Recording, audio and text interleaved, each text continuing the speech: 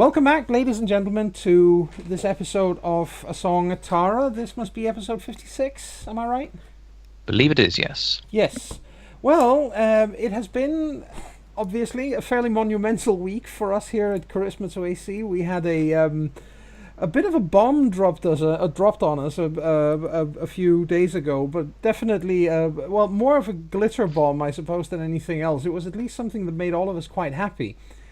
You see, it turns out that one of you out there, or maybe a few of you, we can never know, but at least someone out there who listens to this, to these recordings, has gone and created a TV tropes page for A Song at Tara, and we are suitably humbled and incredibly grateful. So whoever you are, thank you very, very, very much for this. We really, really do appreciate this. And for those who might be interested in checking out this TV Tropes page, the web address is tvtropes.org/pmwiki/pmwiki.php/webvideo/ A Song at Tara. And yeah, I'm not going to spend any more time on it than that, but I should probably say that there are a few spoilers on this page, but let me just say, if you listen to this episode at this time, all the spoilers will be in the past anyway. So it's basically, if you direct someone to that page, just make sure that they know that there are spoilers. They are all blanked out, as they can do on TV tropes, but they are still there. So, guys, we are short a fenna today, but otherwise we're all here. Mm-hmm. All right. Well, where did we get to last time, Chris? Please. Well, yes, last time on A Song at Tara, we continued in our valiant efforts to clean the River Liffey with the moonlight net. And we were making some fine progress, as we do, sort of working with several spirits to keep trawling it through the larger part of the Liffey. We were halted briefly at, I want to say, the International Financial Services Centre. Yes. By a horde of never-ending Banes. We basically started to fight them off, and then we went and found the source of these Banes, while the Blood Wolf himself fought off the continuing stream to keep the spirits dragging the net in our stead safe. We found it was the black spiral dancer Cyprianus, who we've not had really any contact with at all before now, and he didn't give us much of a chance to make contact, because upon seeing all of us rock up to ruin his day, he decided to bugger off out into the real world again, leaving the Umbra and cutting off the stream of Banes, which was good. Got back, the Blood Wolf was wounded from the massive fight he got involved in, although he seemed to have enjoyed every minute of it. So he went to recover. We took over from the spirits and began trawling again. We got to just before the part of the river that we had previously cleansed before, in gaining Liffey as a totem.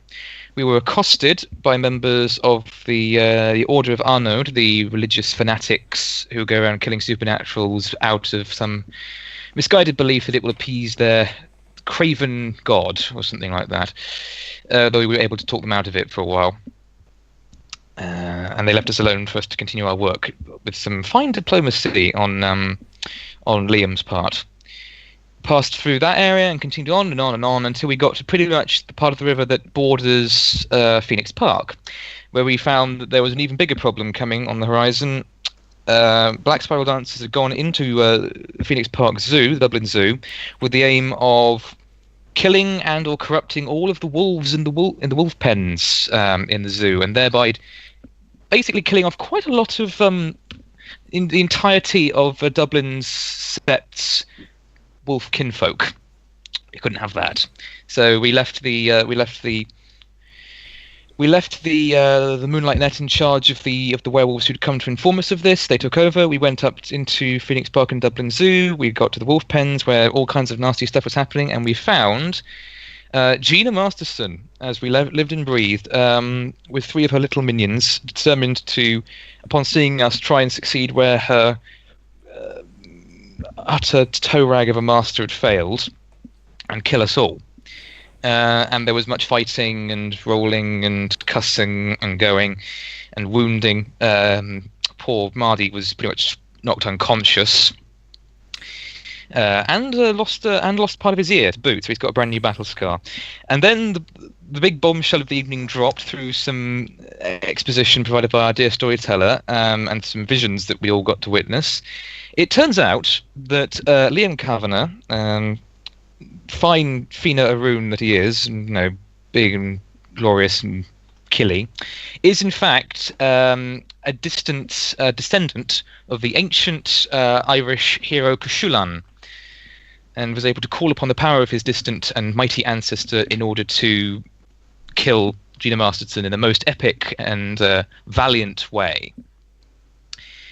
And then the remaining members, the remaining Black Spiral dancers that were there, I think we might have killed one other one, but I can't be certain. But no, I don't think we did. But they all scarpered, and then Fenna ran off and killed at least one of them. Actually, you got 2 of them that way. 1 escaped. Okay, 1 escaped, but yes, we killed all but one of them, and we pretty much left off where we'd all found out, obviously, that Liam was a descendant of Shulan, and we were heading back to the river to continue our efforts of trawling, assuming that there wasn't anything in the zoo that needed to be cleansed before we went, because obviously there's still potential that the wolves and the wolf kinfolk that are located here might still be either. There might be some wounded, there might be some suffering from some worm influence that we can help cleanse. Yes. Who knows? But actually, I think, to be precise, where you left off specifically was with Liam standing over the now very much dead form of Gina Masterson, with saying, "I am reborn," or something to that effect. And that's where we ended, because it was suitably epic. There's only one other thing I need to add to this. The werewolves that came to assist you when you guys decided to head to Phoenix Park specifically said that they had been sent there by not by Kat, who's obviously out cold, and not by Joe, but by Winda. Yeah, they did say that. Other than that, there was that was an excellent recap of what happened last time, and I suppose I should just say, take it away, guys. There's a suitable pause after Liam says, "I am reborn," to which a somewhat wounded and grumpy Tally takes a moment to wait for the epicness to sink in, and then says, "And you're bloody cheesy about it, aren't you?" Way to bring the moment down. I think that's the point where Liam snaps back to reality, and just looks at Tally and says, "What?" That's okay. I'm a master of cheese myself, so. I do like cheese. Did any of that sink in with you, Liam? I mean, you, Kushulan family, ancestors thing. That's something, man. It is, and as much as I would absolutely love to bask in the knowledge that I am a descendant of, or so it seems, of our ancient hero, I think we still have a river to cleanse, and I think we might have a talk about this afterward. Yes. Owie. That's a good point. Did anyone actually get a chance to heal? No. Mardy, because he's incapacitated. Yes. I think I got 1 back. Oh, you did? So I'm 1 above incapacitated. Oh, right, okay. Okay. That's a good point. I think Tally healed Taryn with the aim that Taryn could then heal Mardy. That's true. Yes, that's right. Okay. I even tried healing myself only somewhat successfully. So there you go. Well, I think Liam looks at Taryn, then at Tally, and expecting one of them to do some voodoo on Marty, healing him. Really stop muting. Yes, you that really would be good. should. I really should. I mute so my cats isn't being annoying, and then I forget. At this point, maybe I think we should just let the cats be a part of the whole experience. It's they the be, best at Yes. making their stance known and stuff. Clearly, yes, they want to be. They want their own. They want their own chronicle at some point. Yeah, Oh, well. they shall not have it. No, they shan't. Roll. What was your current rage? 3. Well, there you go. Nice. Are you okay now? Let's have a count. Well, all of them are above 3, so... You get 7 back. You are better than when you were born. Oh, thank you, Taryn. You're welcome. This is much better. How are the wolves and the kinfolk here? Are any of them beyond help? Did we save them? I can If find out. anything got to happen to them, we haven't actually checked on them yet. Let's Let's do that. do so then. Marty senses the worm. Well, yeah, okay. Roll. It's dead. All around you. It's dead, Jim. Oh, I meant specifically on the wolf Yeah, kinfolk yeah, to yeah, see of if they were course. tainted. Of course. No, they are. Well, some of them have been tainted. It's not all of them, but some of them absolutely are. Probably, unfortunately, beyond saving. They look very ill, and several of them look like they're in a whole lot of pain. But it is that's 2 of them. The rest are still alive, and it's no worse than they would be able to shake it off, basically. So it wouldn't even help to cleanse the others. No, they are definitely beyond saving.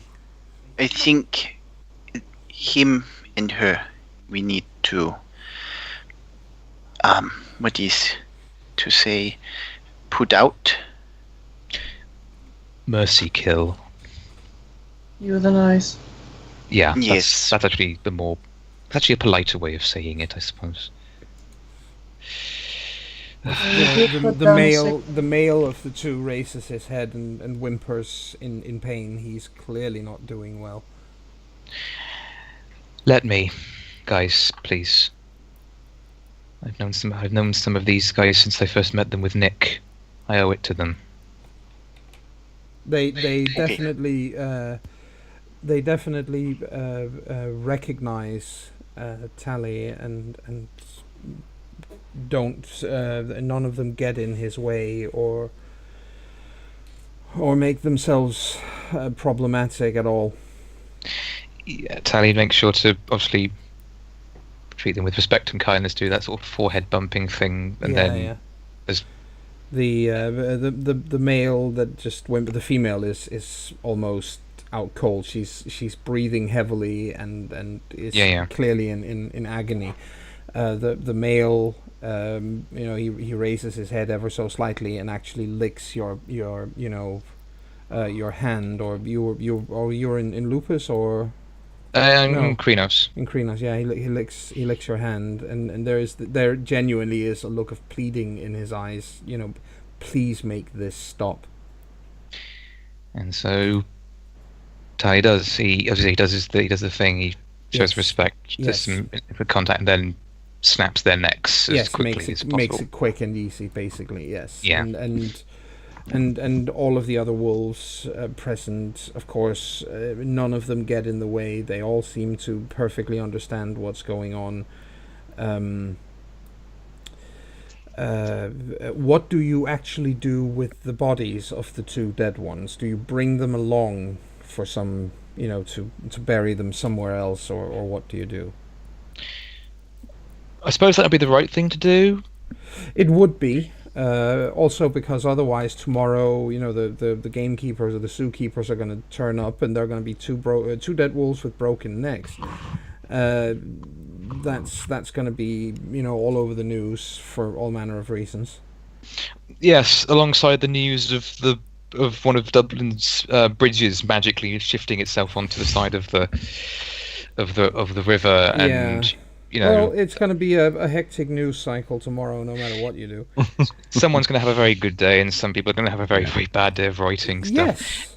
Anyway, yes. So he takes them with. I think he also probably does a morning howl. Yes. Because melodrama and all that. Yes, but all the wolves there join in. As does Marty. Who would have reverted to wolf form since he was incapacitated, I suppose. Yeah, yes, he would have. Reverse to breed form. Except for Taran, who can choose, because yay. Mm-hmm. And then yes. After that. So you bring them. All right. Yep. What I would suggest is that Talia will say he's going to, as quickly as possible, bury them somewhere in the park. That seems appropriate. It would be. And the rest can go on to the river, to the net, make sure everything's alright, and he'll catch up with them in about 5 minutes. Yeah. This sounds like a plan. It does take a little more than 5 minutes, but Krinos does help with digging a hole in a hurry.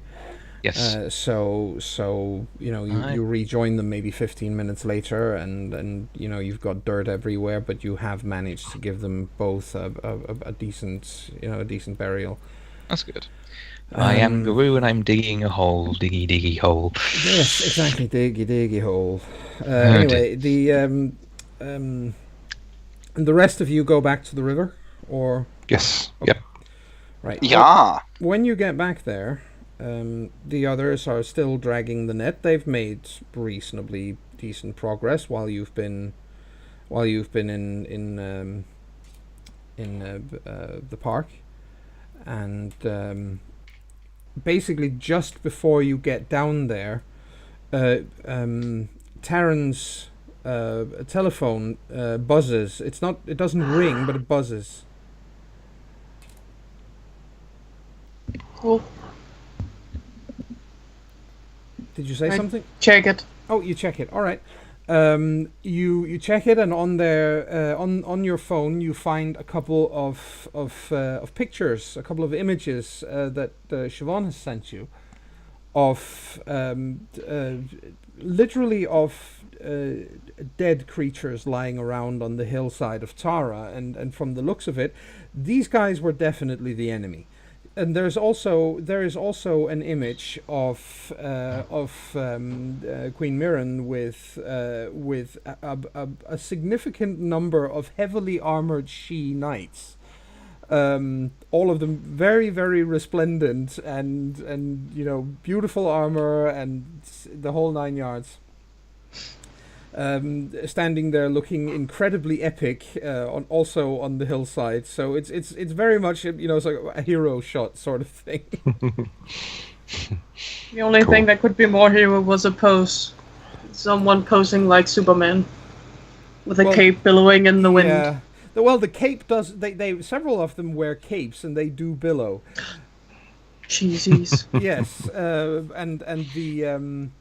And well, they might not strike a Superman pose, but it's definitely the whole, sword tip planted in the ground and hands resting on the pommel sort of stoic. So basically, they're doing we are way too cool for yes. a normal superhero pose, so we're gonna do this because this is more badass. This is a lot more badass sort of thing, exactly. And if it wasn't for the fact that they looked so fucking amazing doing so, because it would probably be annoying, but yeah,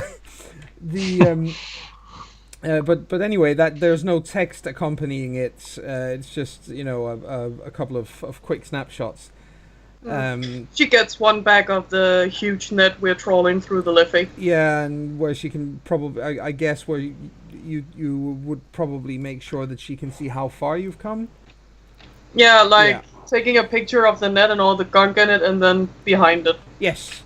So no problem. So she gets the view point of it. Yeah.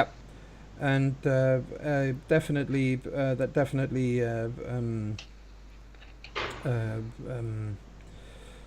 helps, or you get a message back quickly from her saying, bloody hell, you've gotten a lot done, keep it up. And then that's the last message she sends this time around, at least, because other stuff to take care of. But then by that point, sorry, please. I'm not that surprised. She is Fina, and they have always liked the Fae a little. Oh, a lot, in fact. So it's just like, oh my god, look at how awesome these guys are. Mm-hmm. Really, and you guys get you get back to the guys dragging the net, and Håvard looks up, and when you guys get back, and says, "Great, you're here. Can you take over again? We got a call from." We got a call a moment ago back from the cairn that apparently shit has started to happen there. Of course. All right. Well, they hand the net back over, and all four of them break into a flat-out run to get back to St. Stephen's Green. Yeah. Before they, run away, Marty tells them, if you can bring some enemies to the mole spider, she will help you. Yes. They will, and then they. It's so close by the cairn; it shouldn't be that much of an issue chasing some of them in there. Exactly. Or leading them in there. Yes. So you guys go. You pick up the duty yet again of dragging the net. We take up the duty of removing the duty from Liffey. Yes, and it's as. Again, the river at this point is quite narrow, and because it's nowhere near as heavy going as it was in earlier in an earlier what's it called earlier on when it was wider. Basically, I'm going to ping you guys. This is where you pick up the nets again. So basically, the guys that you helped have taken it from there to around here.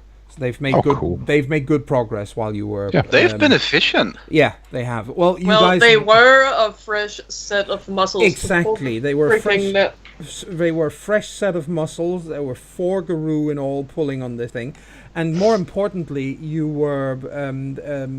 You were gone for at least a little while doing whatever you were doing in the zoo, so they've had a little time to do this, but yes, they have been effective, no question about it. And you guys start hauling on the nets, and it's again, it's heavy going, but you do slowly make your way past, because as you can see from where I pinged, it's sort of a green area that you've gotten into now. And it's, I'm trying to find the bigger picture here, literally. Let's see. Aha! Here we go. I shall haul you over to another map. There we go. This means that you are in fact I'll just ping exactly where you are. Yeah, we were around here. You are in when we picked the net up again. Yes, that's the point. You are right here. Okay. Cool. There you go. And so yeah, I'm just going to ping so the viewers can see it as well. So right there. This is where you are. So obviously you still got a good ways to go, but you realize that right where you are now, it's not quite as bad. The amount of debris in the water isn't quite so bad as where you just, what you just passed, simply because it's a little harder to dump a car into the Liffey in a place where there are no adjacent roads, or at least not much. So it's not. It's still obviously very, very dirty. The water is deeply polluted, but there isn't as much detritus in the water as where you've just been. Okay. And as you continue to pull, you are by now just past midnight by the time you get to the next bridge across, and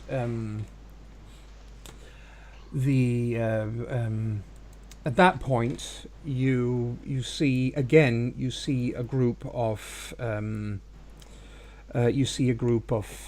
are they called? Poop hits. You see a group of Banes coming towards you. These look like they are larger and more prepared than the ones you saw coming from the financial center. These are not just tiny little gaffling style nobodies. These guys look like they could actually pack a serious punch. And you see 10 of them coming towards you, they are, well, they're not actually so much coming towards you as you are coming towards them. They are, again, it's a matter of holding the bridges because you have to get past them. So they are on the next bridge going, and just as you get within range, you see one of them react suddenly, very suddenly, to something behind it which you can't see from where you are. You are down on ground level, and the bridge is a few meters up over where you are. Even with your considerable height in Krenos, it's still slightly above your head, so you can't see what it is behind this Bane. But violence clearly breaks out on the bridge. Okay, so remind me, we don't have any other allies with us right now, except for whatever it is we can't see. But I'm we pretty don't have sure any... a few smaller spirits are following us out of curiosity, but nothing, no one who nothing has any pull. significant. Nothing major, nothing big. Yes, there are a number of spirits still, tagging along and cheering you on, even in some cases. But and some of them that aren't really aware of what it is you're doing and aren't, actually intelligent, are mostly following along because, what are they doing? This is weird. Mm-hmm. Also, the river smells better afterwards. So many of those spirits are basically down by the river where you have just trolled it. They are looking into the water with all manner of bafflement. Clear water. What the hell is this? What sorcery is this? This is so weird. Liam hopes that whoever it is dealing with the Bane spirits can handle them, and he looks at his pack mates and just yells. Some of them on the other side of the bank, if I remember correctly. We'd split up, so he just shouts. Yes. Yeah, he just shouts. Let's keep pushing. Yes. I believe we are Fenna and Liam on one, Marty running on the water because he can, and Taryn and Tally on the other side. Yes. And the thing is, of course, you have to get past the bridge in some way, shape, or form anyway. I mean, you cannot bypass it as such. No. So by the time you get to the bridge, you realize, as I said, that when you get all the way up there, that there's been significant violence going on up there, and when you can see what is on the bridge, you see basically the last of these spirits being, or the last of these Banes being almost rent asunder by something, and it comes flying through the air, or half of it comes flying through the air and lands in front of Liam's feet, and the other half goes into the Liffey, where it's promptly picked up by the net. And on the bridge you see Nala and Darky Kelly.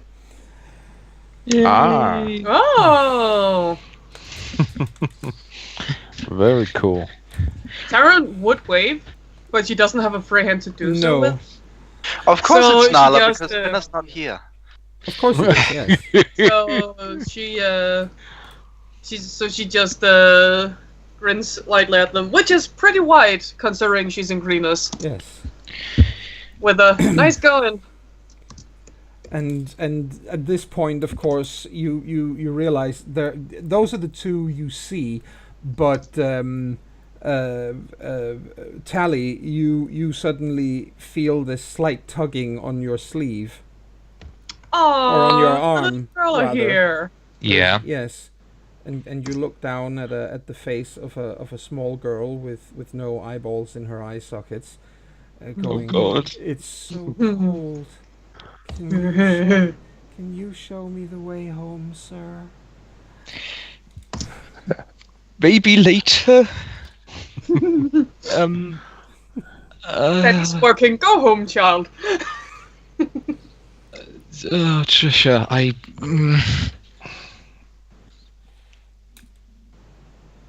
maybe once you've helped with all of this. I can help? Yes. Being lots of bad people around who want to hurt this place, who want to destroy this place and your home. So I should show them the cold place? Yes, all of them. I'll show them the cold place. Will you help me then, sir? Does Taryn see this while they're trolling away? Yes, she does. Just make sure it's the attackers, not the defenders. How would I help you? Show me the way home, sir. I can't find my way home. Tally looks up at Nala and Darky Kelly as if to say, "Help, please." They both. Darky Kelly shrugs and says, "That's the problem. None of us know where she lived." You know what? I'll try to find out for her. You would? There gotta be some records of it. Well, we know her name was Trisha, but we don't really know much about where she lived and no, but she she's was buried alive, right? Yes, she was buried alive. Because she was sick. Yes, that's the thing, and that's the problem is that so many people died of typhoid fever and God knows what else. I'm just saying, it's gonna be difficult, but if you can find out where she lives, you might actually be able to give her peace. She deserves peace, the poor girl. Well, there are ways of finding out. There gotta be spirits who lived her long enough who knew her. Well, I'm grateful that you would look into that, but for now we must leave. We cannot stay in this part of the Umbra for very long. We belong in a different place. And I know. It's extremely taxing to be here. All right. But thanks a lot for the help. At this, just make this right. Yep. Yeah. At this, Tally kneels down next to Trish and says, "I can't do it right now, but soon, the next few days, I will help you find your way home. Okay?" It's okay, sir. I know where one of the bad men is. I'll go show him the cold place. That's good. I'll see you soon, kiddo. Yes. I'm always in that square. Mm-hmm. You can always find me there. Just don't show me the cold place or I'll be consumed by fear. No, I won't. If you will show me the way home, I won't show you the cold place, I promise. Thank you. And then she too vanishes, like both Nala and Darky Kelly up on the bridge, because as Darky said, they don't belong in this part of the Umbra. It should be said, wraiths do have an umbral presence. They come from a much, much deeper part of the Umbra. So deep, in fact, that not even the Garou can go there. Whoa. Yeah. I believe the Silent Striders can learn to go to the ghost world. I believe so, yes. That's true, they can. But other than that, it's a specific gift that they need to learn how to do, and other Garou can go fuck themselves. Yeah. Tally very much does not want to visit the cold place because that would involve being stuck in a coffin, and that is the one thing he does not want to have that happen to him, no. No. Mm-hmm. So it's a horrible way to go. Yeah, and he's got a phobia. Mm-hmm. Well, the point was he nearly did go out that way. That's Yes. the point. He was 11 and someone tried to bury him alive. Yes. So let's press on. You press on and move towards your eventual, as I say, your eventual destination. And at one point you get Liam, your phone buzzes as well, which it shouldn't because you're in the Umbra. No, so that's kind of weird. Yes, Liam takes the phone. So.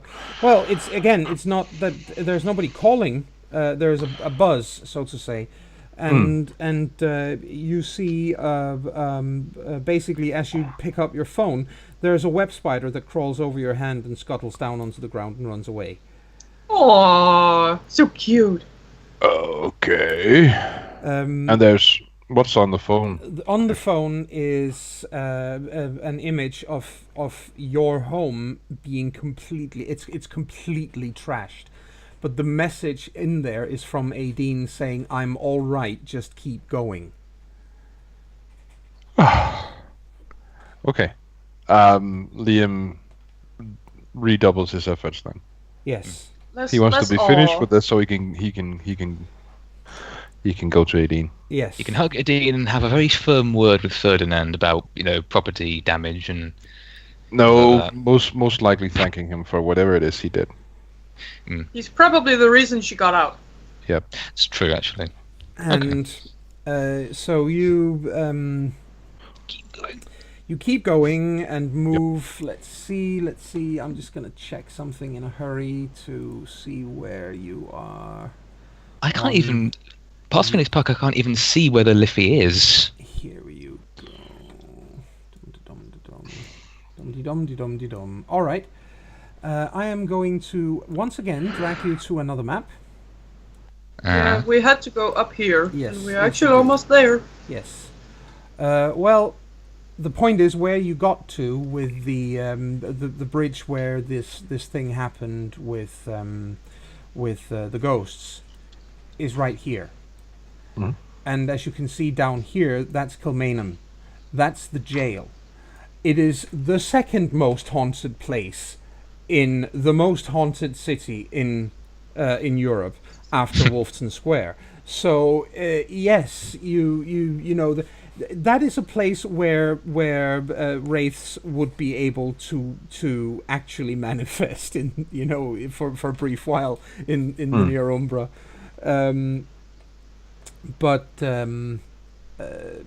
So yeah, the jail is obviously that's this one down here.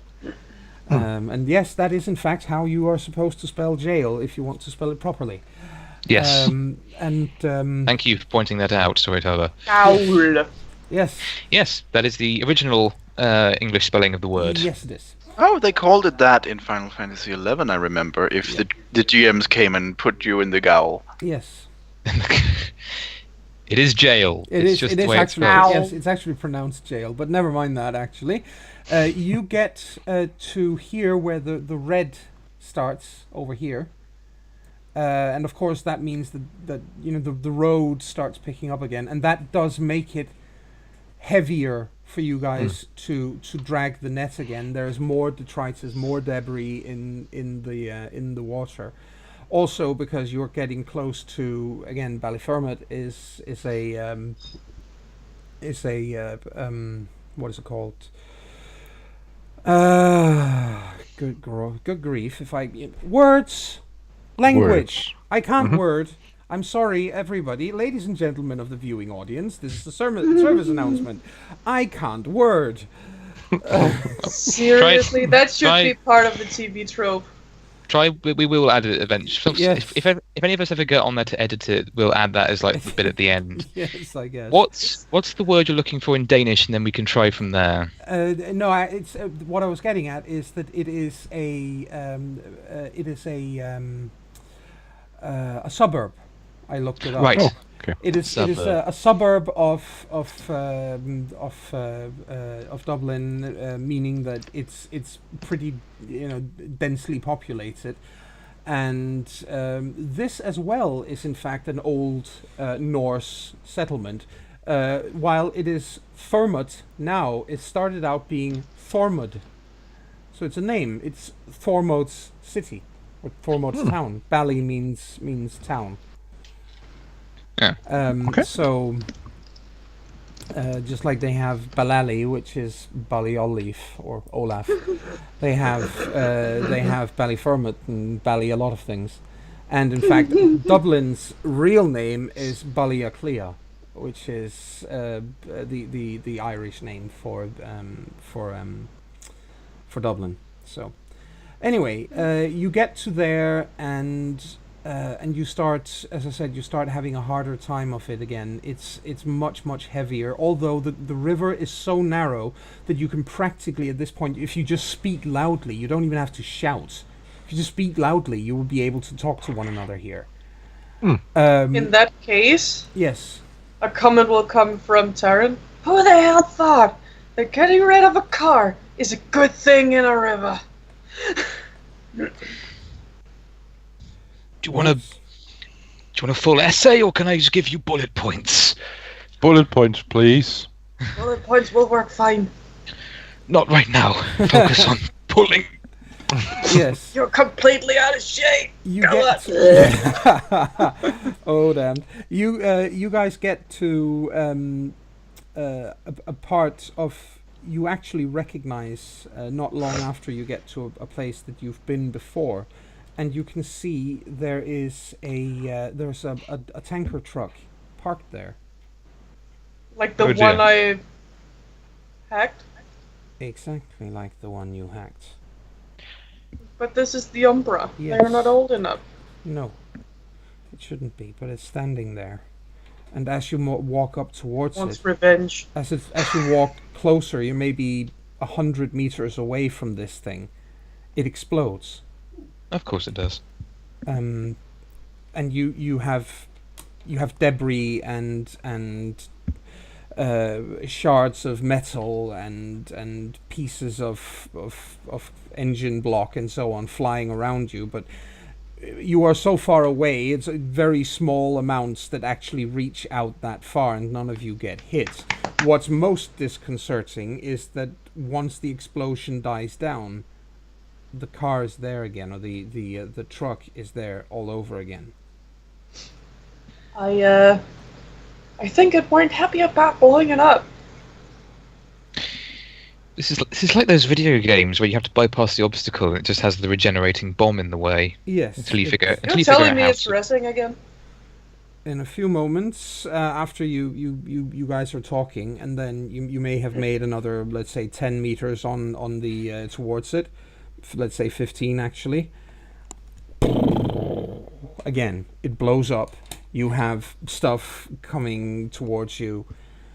And at this point, it should probably be pretty clear to all of you that this is going to be a fairly dangerous experience unless you do something about that thing. Does the debris from the first explosion linger, or No. does it disappear magically? It disappears. How are we going to move that thing? What you see as you get a little bit closer is there's a man in the what's it called, behind. There's a man behind the wheel. In the cab. It's in the cab, and it looks like, you know, just when it reappears, it looks like he's bending down to turn the key in the ignition. And then again, the explosion. Huh? You have a very short window between when the thing blows up until it reforms.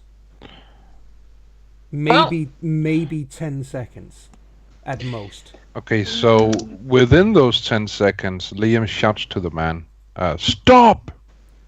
He doesn't hear you. Clearly, he doesn't hear you. He's just reacting to, let's call it, pre-programming. Okay. Okay. And again, the car goes sky high. You're now, because you can't really stop dragging, you're now at about 50 meters range, and there is no question that you're going to start being in danger from flying debris. Taryn activates her gift. Yes. We've got because we need to remove this with, Forrest then. if he doesn't react, maybe we can pull him out of it, but we'll have to get closer, and that's completely insane without protection. You have a very good point. Let's see if I can find out to do this. Apparently not. That's not bad. Get 1. It's 1, 2, 3, 4, 5, 6, and you had 2 1s, so it's 4 successes. Yeah, not as much as it could have been. But 4 is, of course, better than nothing. Well, hell yes. Well, and then she just... Can you hold this? Yep. Looking at the telly. Go, now! Yes. And then Taryn goes over to see if she can pull him out of the car to stop him, or if she'll have to remove it. This time the others actually have to, you know, it's not a problem and you don't need to roll for it, but this time enough stuff comes towards you that you do need to dodge and get out of the way. You can see it coming, so you move. It's not a problem, but it's pretty it's a clear. good thing she's nimble as hell. Exactly. For you, it's a lot more. In fact, you're the one who's running closer, so I do actually need a roll from you. What kind? A dodge. A dodgy. A dodge. A dodge. It's a doggo roll. It's a doggo roll, indeed. Hey, doggo. Do a barrel roll. Between Doggo and Moon, we're just... Hey, Moon is awesome. Yeah, Yes. Taryn had a Moon experience last time, face planting on the ground. Yes. No, Moon, no, why? I can't find my rolls. My rolls are gone. It's athletics and dex. Indeed it is. And you only have 1 extra dex? Indeed you do. Yeah. On the downside, I have an increased difficulty. So that is... Yep, difficulty is 7 then. Wow. Yay! That's no successes. Christ Well, almighty. she is made to, you know, just take the hits instead of avoid them. Well, you kind of have to now, so please do me a soak roll. Oh my god, that's 8 plus 4, so that's 12. That's 12. You are taking a significant chunk of exploding tanker. It's truck. not SSD, it's just SD.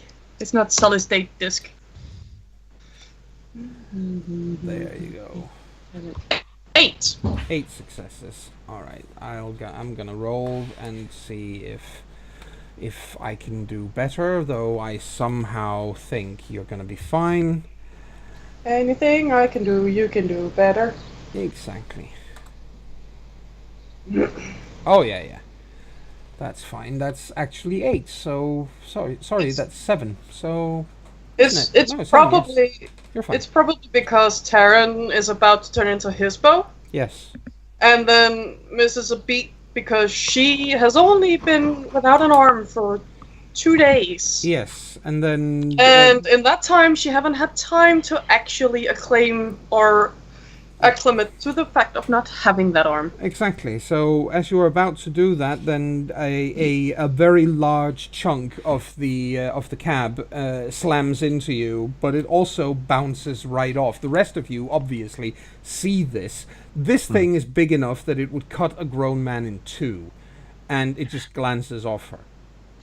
It sounds like a huge chunk of metal hitting something made of solid metal and then bounces off. Yeah. Just like gonging sound. I think Talia will look at the rest of them and just say, "Is Taryn trying to prove something?" Yes. She is explosion girl. Yeah. She's tank girl, that's what she is. Oh, Oh, that wins. my. I think That wins. that big wins points for the storyteller. Yes, it does. That wins big points with me. I love tank girl. Tank Girl is fucking awesome. Although I have to say, I prefer the comic to the movie. Anyway, Me too. Yeah. Though, you guys, you get to the cab in time. You have probably 3 or 4 seconds in which to react. The driver doesn't seem to realize what is going on. He's just there again and about to turn the key. What do you do? Can I yank him out? Well, you need to yank the door out, open first, but then yes, certainly. So you pull the door Hand open. through glass, yank him out. Right. You do so. He is pulled out of the cab. I would normally ask for a soak roll for doing it the way you did, but you have steel fur, so you don't need to. Well, it saves a few seconds. Yes, it does, but the point is, of course, what I mean is that if you put your hand through the windscreen, that would normally, you'd risk cutting yourself to ribbons. But again, you have steel fur, so you are not in any particular danger from that.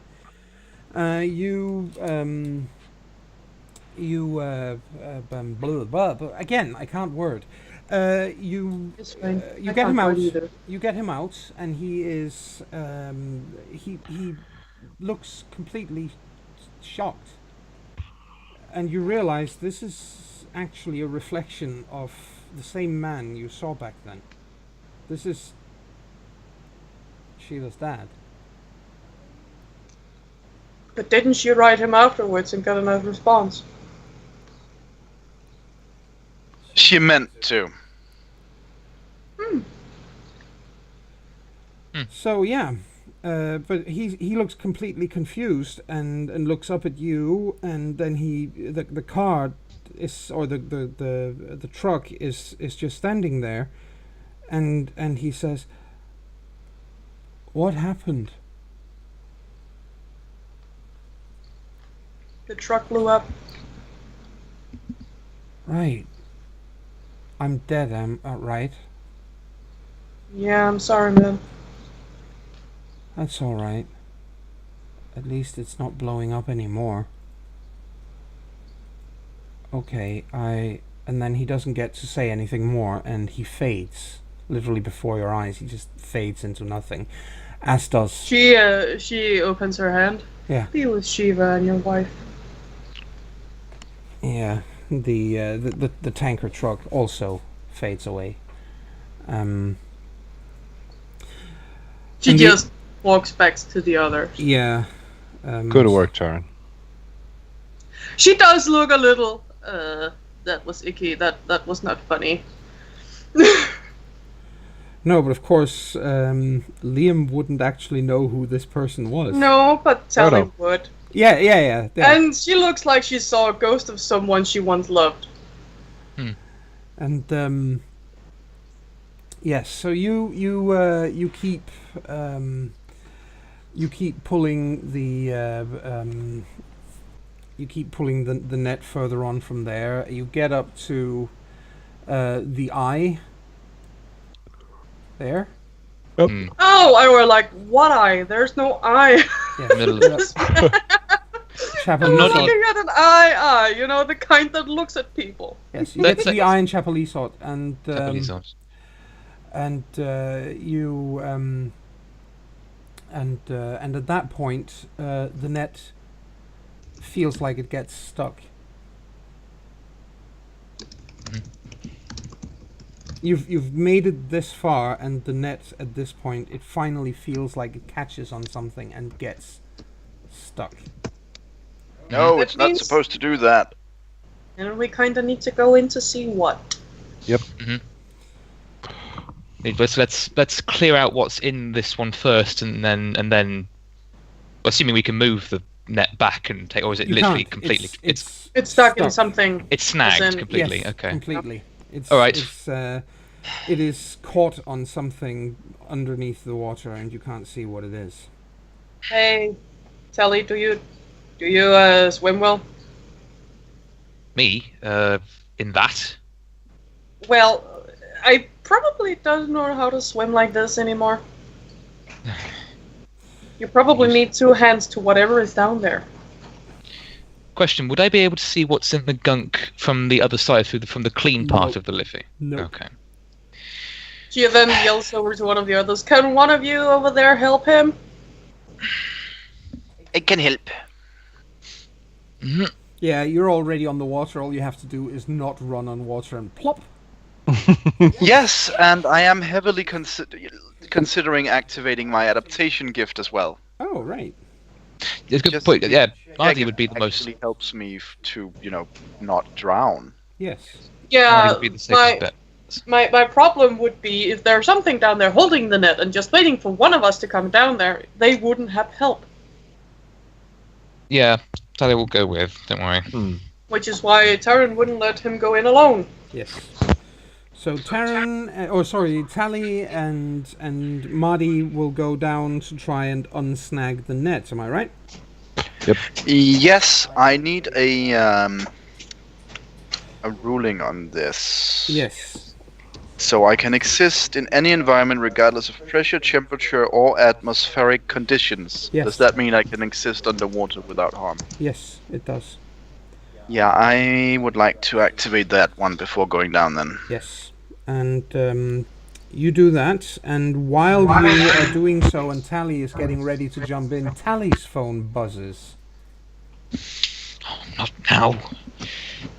Okay, check. Yes, you check it. You see a photo of, or a couple of photos of your mom's home. It's the first one is it looks pretty normal, and then it pans around. It's what's called widescreen photo, I think it's called, and it pans. Panoramic. Yeah, panoramic. Thank you. That was the word. And it pans around, and you see Mifanwi on a chair, bound to the chair. She's been beaten badly. Yep. She's bound to the chair, and then you see whoever is holding the telephone takes out a bottle and holds it up in front of you and puts a rag into the bottle, and somebody else reaches out with a lighter and lights it up, and then there are no more photos.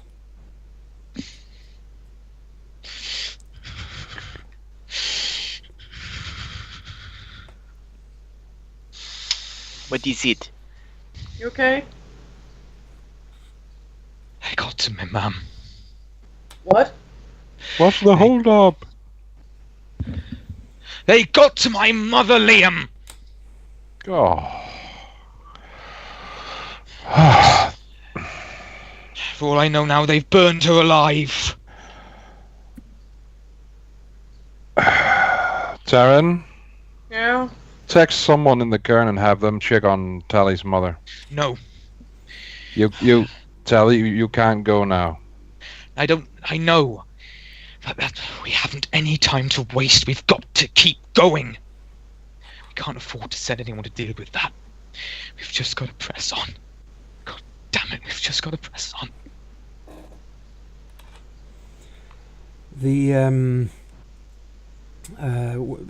So you're still hopping into the water, Tally? Yes. Okay.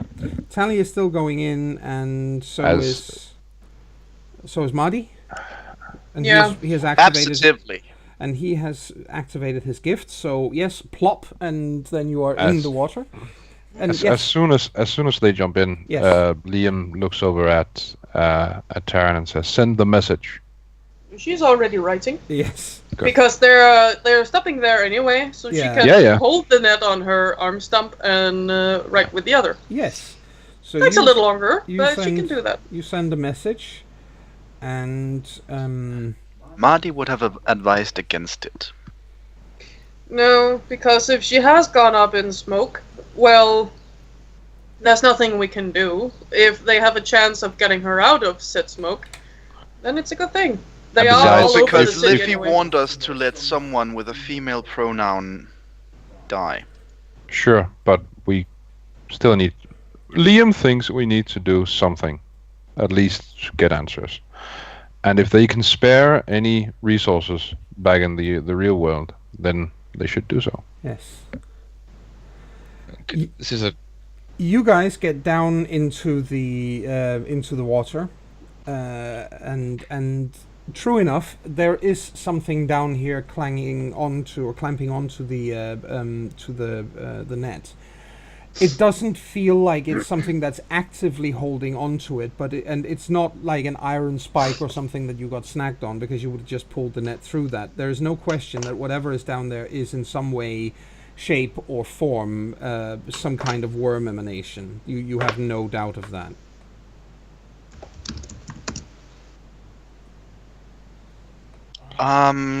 Then I guess there's no reason to sense worm, but I think I will either way, just to get a sense of how tainted it is. Yes. So